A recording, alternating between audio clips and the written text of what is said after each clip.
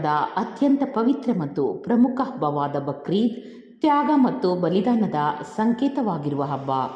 ಈ ಹಬ್ಬವನ್ನು ಇಡೀ ವಿಶ್ವದ ಮುಸ್ಲಿಂ ಬಾಂಧವರು ಅತ್ಯಂತ ಶ್ರದ್ಧಾ ಭಕ್ತಿಯಿಂದ ಆಚರಿಸುತ್ತಾರೆ. ಬಕ್ರೀದ್ ಹಬ್ಬವನ್ನು ಪ್ರವಾದಿ ಇಬ್ರಾಹಿಂ ಮತ್ತು ಅಲ್ಲಾಹನ ಮೇಲಿನ ಅಪಾರ ಭಕ್ತಿಯ ಸಂಕೇತವಾಗಿ ಆಚರಿಸಲಾಗುತ್ತದೆ. ಅಲ್ಲಾಹನ ಆದೇಶದಂತೆ ತಮ್ಮ ಪ್ರೀತಿಯ ಮಗ ಇಸ್ಮಾಯಿಲ್ನನ್ನು ಬಲಿ ಕೊಡಲು ಇಬ್ರಾಹಿಂ ಮುಂದಾದಾಗ ಅವರ ಭಕ್ತಿಗೆ ಮೆಚ್ಚಿ ಅಲ್ಲಾಹನು ಮಗನ ಬದಲಾಗಿ ಕುರಿಯೊಂದನ್ನು ಬಲಿಯಾಗಿಸುತ್ತಾನೆ. ಅಂದಿನಿಂದ ಈ ತ್ಯಾಗದ ಸಂಪ್ರದಾಯವು ನಡೆದುಕೊಂಡು ಬಂದಿದೆ. ಬೆಂಗಳೂರಿನ ಕುರುಬರಹಳ್ಳಿಯ ಕರ್ನಾಟಕ ಲೇಔಟ್ನಲ್ಲಿರುವ ಮಸೀದಿಯಲ್ಲಿ ಸಮಸ್ತ ಮುಸ್ಲಿಂ ಬಾಂಧವರು ಧರ್ಮಗುರುಗಳ ನೇತೃತ್ವದಲ್ಲಿ ಸಾಮೂಹಿಕ ಪ್ರಾರ್ಥನೆ ಸಲ್ಲಿಸಿ ಒಬ್ಬರಿಗೊಬ್ಬರು ಶುಭಾಶಯ ವಿನಿಮಯ ಮಾಡಿಕೊಂಡರು.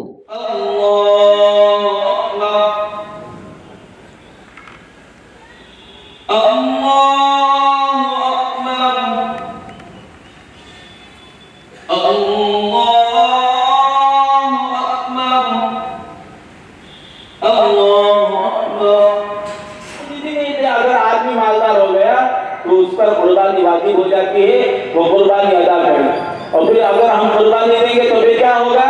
अल्लाह के रसूल पाक सल्लल्लाहु अलैहि वसल्लम फरमाते हैं, आज जिस जानवर को हम कुर्बान कर रहे हैं यही जानवर जो स्कूल में जाता है, जो ब्रेक बच्चा है, ऐसे बच्चे को इंशाअल्लाह हाफिज बनेंगे, आलिम बनेंगे इंशाअल्लाह। ये दिन हमारा क़यामत तक अल्लाह का दिन इंशाअल्लाह चलने वास्ते गया है। जो हमारा और भी तो बच्चे चलने के वास्ते आते दिल खोल कर चलना दो, हमारे सीरिया के वास्ते जो होना, मस्जिद के वास्ते जो होना, ऐसा चलने के लिए इंशाअल्लाह। ಬಂಧುಗಳೇ, ಇವತ್ತು ನಮ್ಮ ಈ ಹಬ್ಬದ ವಿಶೇಷ ಏನಂದರೆ ನಮ್ಮ ಆಸೆಗಳನ್ನು ದೇವರಿಗೆ ಅರ್ಪಣೆ ಮಾಡ್ತಾ ಇದ್ದೀವಿ. ಅದು ಯಾವ ರೂಪದಲ್ಲಿ ಅಂದರೆ ಒಂದು ಪ್ರಾಣಿದು ರೂಪದಲ್ಲಿ ನಮ್ಮದು ಇಚ್ಛೆ ಇರುತ್ತೆ. ಅದೆಲ್ಲ ನಮ್ಮದು ಏನೇನು ಇದಿದೆ ಎಲ್ಲ ನಮ್ಮ ದೇವರ ಹತ್ರ ಮಾತಾಡಿಕೊಂಡು ನಾವು ಅದನ್ನು ಅವರಿಗೆ ಕೊಡ್ತೀವಿ. ಅಸ್ಸಲಾಮ್ ಅಲೈಕುಂ. ಇವತ್ತು ನಮ್ಮ ಬಕ್ರೀದ್ ಹಬ್ಬ. ಇವತ್ತು ಈ ಮೂಲಕ ನಾನು ನಿಮ್ಮ ಟಿ ವಿ ಮೂಲಕ ಎಲ್ಲರಿಗೂ ಶುಭಾಶಯನೂ ಕೋರುತ್ತಾ, ಈ ಬಕ್ರೀದ್ ಹಬ್ಬವನ್ನು ಎಲ್ಲರಿಗೂ ಗೊತ್ತಿದೆ, ಮುಂಚೆಯಿಂದನೂ ಮಾಡ್ಕೊಂಡು ಬರ್ತಾಯಿದ್ದೀವಿ. ಇದರಲ್ಲಿ ನಾವು ಕುರಿಗೆಲ್ಲ ಒಂದು ಸ್ಯಾಕ್ರಿಫೈಸ್ ಮಾಡೋವಂಥದ್ದು ಕೆಲಸ ಮಾಡ್ತೀವಿ ದೇವರ ಹೆಸರಲ್ಲಿ.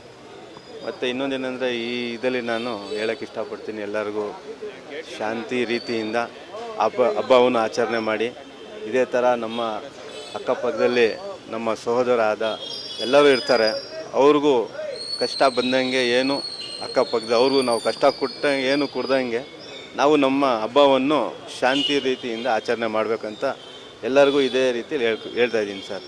ಮತ್ತು ನಮ್ಮ ಭಾಗದಲ್ಲಿ ನಮ್ಮ ಬಸವೇಶ್ವರನಗರ ಸ್ಟೇಷನ್ ಪೊಲೀಸರಾಗಿರ್ಬೋದು, ಟ್ರಾಫಿಕ್ ಪೊಲೀಸರಾಗಿರ್ಬೋದು, ಮತ್ತು ಎಲ್ಲಕ್ಕಿಂತ ನಮ್ಮ MLA ಏನಿದ್ದಾರೆ ಗೋಪಾಲಣ್ಣ ಅವರು, ಅವರ ಇಲ್ಲಿ ನಮ್ಮ ಈ ಭಾಗದಲ್ಲಿ ಆಗಲಿ ಮಸೀದಿಗಳಿಗಾಗಲಿ ಎಲ್ಲರೂ ಬಂದು ಒಂದು ಸತಿ ಭೇಟಿ ಮಾಡುವ ಎಲ್ಲರ ಕಡೆ ಹೋಗಿರ್ತಾರೆ. ಅವರು ನಮಗೆ ಎಲ್ಲರಿಗೂ ಬಂದು ಶುಭಾಶಯವನ್ನು ಅವರು ಕೋರಿದ್ದಾರೆ. ನಾನು ಎಲ್ಲರಿಗೆ ಮತ್ತೊಂದು ಸತಿ ಬಕ್ರೀದ್ ಹಬ್ಬದ ಶುಭಾಶಯವನ್ನು ನಮ್ಮ ಮುಸಲ್ಮಾನ್ ಬಾಂಧವರದಿಂದ, ನಮ್ಮ ಅಕ್ಕಪಕ್ಕ ಬಾಂಧವರಿಂದ ಎಲ್ಲರಿಗೂ ಶುಭಾಶಯವನ್ನು ಹೇಳುತ್ತಾ ಇದ್ದೀನಿ ಸರ್. ಎಲ್ಲರಿಗೂ ಬಕ್ರೀದ್ ಹಬ್ಬದ ಶುಭಾಶಯಗಳು. ಮತ್ತು ಈ ಬಕ್ರೀದ್ ಹಬ್ಬಕ್ಕೆ ನಾವು ಇಲ್ಲಿ ನಮಾಜಿಗೆ ಬರ್ತೀವಿ, ತುಂಬ ಜನ ಸೇರ್ತಾರೆ. ಸೊ ಇದೊಂದು ಈದ್ಗಾ ಇರೋದ್ರಿಂದ ನಮಗೆಲ್ಲ ಇಲ್ಲಿರೋರಿಗೆ ಅನುಕೂಲ. ತುಂಬ ಧನ್ಯವಾದಗಳು. ಬಕ್ರೀದ್ ಹಬ್ಬದ ಸಂದೇಶ ಏನಂತಂದರೆ ನಮ್ಮ ಒಂದು ಕುರ್ಬಾನಿ ಅಂದಾಗ ಬರೀ ಕುರಿಗೋಸ್ಕರ ಅಲ್ಲ, ಕುರಿ ಕಟ್ ಮಾಡೋರು ದುಡ್ಡಿರೋರು ಮಾಡ್ತಾರಂತಂದ್ರೂ ಅದರಲ್ಲಿ ನಮ್ಮ ಪಾಪ ಪುಣ್ಯಗಳು ಮತ್ತು ಇನ್ನೊಂದು ನಾವು ಕೆಟ್ಟ ಕೆಲಸನ ಬಿಟ್ಟು ಒಳ್ಳೆತನನ ತಗೊಳ್ಳೋದು, ಮತ್ತು ಬಡವರು ಕಟ್ ಮಾಡಿರಲ್ಲ ಅವ್ರಿಗೂ ಮಟನ್ ತಿನ್ನೋ ಒಂದು ಚಾನ್ಸ್ ಸಿಗುತ್ತೆ. ಜೊತೆಲಿ ಇನ್ನೊಂದೇನೆಂದರೆ ಇದೊಂದು ಏನಂತಾರೆ ಸ್ಯಾಕ್ರಿಫೈಸ್, ತ್ಯಾಗ ಬಲಿದಾನ. ಹೌದು. ನಮಸ್ಕಾರ. ಸಮಸ್ತ ಕರ್ನಾಟಕದ ಜನತೆಗೆ ಬಕ್ರೀದ್ ಹಬ್ಬದ ಆರತಿಯ ಶುಭಾಶಯಗಳನ್ನು ಕೋರುತ್ತಿದ್ದೇವೆ. ಎಲ್ಲರ ಆಶೀರ್ವಾದದಿಂದ ಬಕ್ರೀದ್ ಹಬ್ಬವನ್ನು ಶಾಂತಿಯುತವಾಗಿ ಬಕ್ರೀದ್ ಹಬ್ಬವನ್ನು ನಡೆಸ್ಕೊಂಬಂದು ಎಲ್ಲರದು ನಿಮ್ಮದು ಹಾಗೆ ಸಹಕಾರ ಇರಲಿ.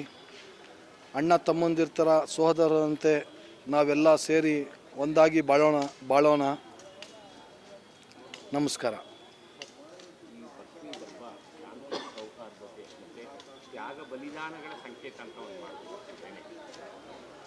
ಸತ್ಯ ಸರ್, ನಮ್ಮದು